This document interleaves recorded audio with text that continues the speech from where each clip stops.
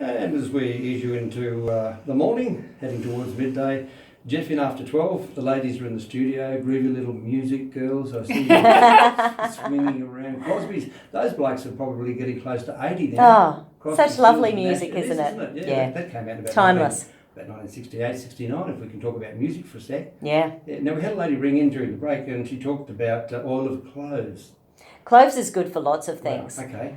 Mm-hmm. But yeah, particularly it does have anti-mould properties. Yeah. Okay. Yeah. People use it with like the oil of it. They use it on their teeth when they've got toothaches, Oh, really? and Okay. Yeah. So, and it's quite often in a lot of sprays that are really good antibacterial sort of sprays. You know, for when people have got staph and strep and that sort of thing. If you buy it in liquid form, you can put it in a bit of water, maybe, or do you break it down? Would you say, or just put it on straight? Say you had mold. Certainly on your gums, you put it straight because you want as much of that numbing effect as possible. Yes. But what about if you want to clean up some furniture or something? I think if you're dealing with mould, you want to go as hard as you can. Do you? Like, step.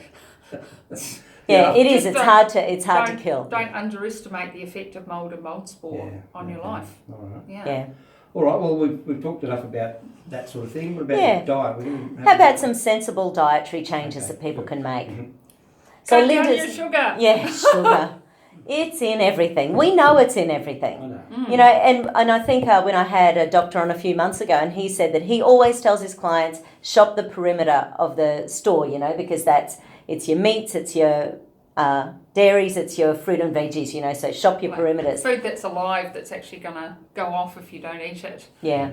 So Linda is actually the queen of cutting things out of her diets and then seeing really major improvements in her life. So what sort of thing, how old were you when you went gluten-free? Well, I went wheat-free when I was 22 because it was really evident in my first month at naturopathic college with some of the things we were discussing that I had some really serious inflammation issues in my gut, and the teacher recommended I went wheat and dairy-free, and it changed my life.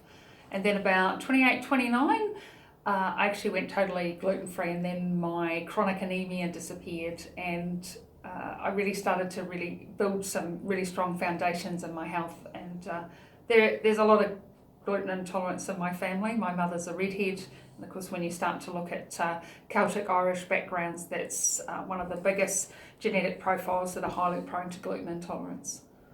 Yeah, right. Yeah. Huh.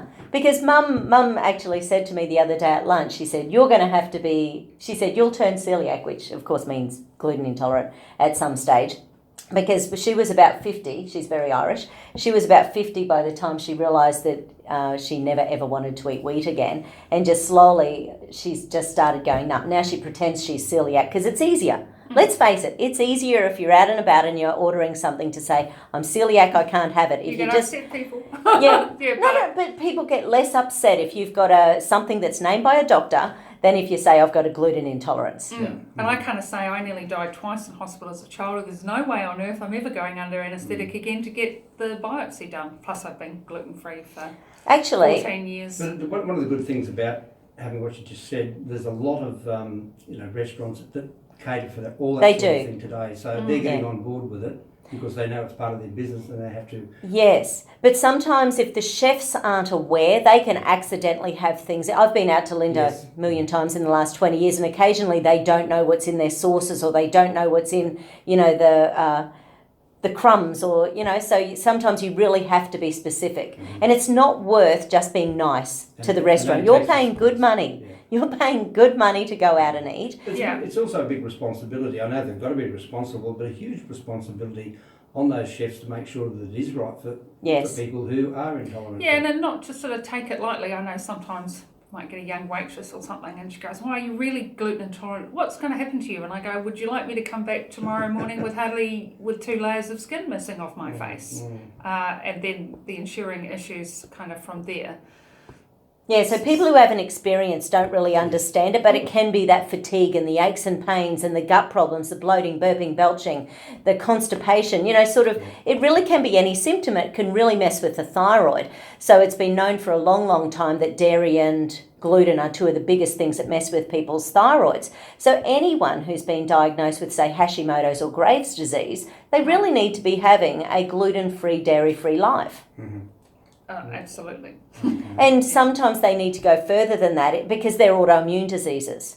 So actually, do you want to explain autoimmunity for a moment? Okay, so autoimmunity, looking at, we have different aspects of our immune system. So people might have heard of T helper cells. So we have T helper 1 cells, and they create antibodies, which are the communication system so that the immune system knows what to go after, bacteria and viruses, etc. So when we get a tissue-specific autoimmune disease like Hashimoto's or ankylosing spondylitis, where there's an isolated area of the body under attack, this is driven by T helper 1 cells. And on the other side, we have T helper 2 cells, and when we get issues in that part of our immune system, we're prone to allergy issues. And then if that then goes into an autoimmunity, then we're looking at systemic autoimmunity of things like lupus, where we get an all-over attack of the body, particularly through the connective tissue. And one of the really cool things that they've looked at in our field is how when you regulate the T helper 3 cells through good bacteria in the gut, that has an overall kind of balancing effect on that seesaw effect in the immune system.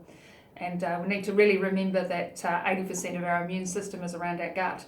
And there are these really cool dendrocyte cells that actually go out and they sample the gut all the time, and they're coming back and communicating to the immune system, and it goes, oh wow, here we are, we're inflamed, maybe there's parasitic issues, and then they become the drivers for those T helper cells to become more active.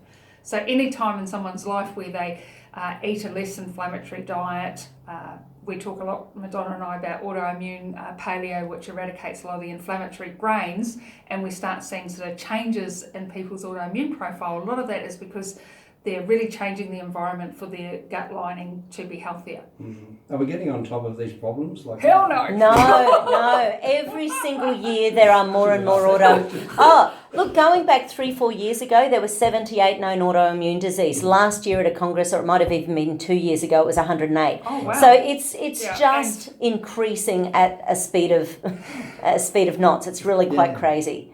And it's because... You know the reason why?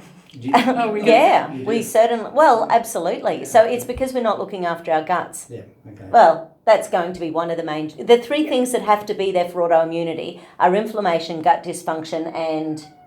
Is it toxicity? And toxicity. So there has to be like that perfect little storm, and then the body just starts failing to work properly. And so when you've got an autoimmunity, you've got a ADHD immune system that has forgotten which parts of the body are itself, so the thyroid or the kidneys or the spine, and which parts of the body are viruses or bacteria or chlorine or fluoride or gluten. So the body starts forgetting what it's trying to kill, and that's why it starts attacking our own body's tissues. And so it's really, really important if you've been diagnosed with an autoimmune disease to start working on those underlying driving factors, because it's more than likely, probably in that next decade, that you'll then develop another type of autoimmune disease, and then potentially another type. But if you come in and really start working on that gut lining, the inflammation, your toxicity, you change that environment so you're not such a ticking time bomb for more autoimmunity. Fair enough.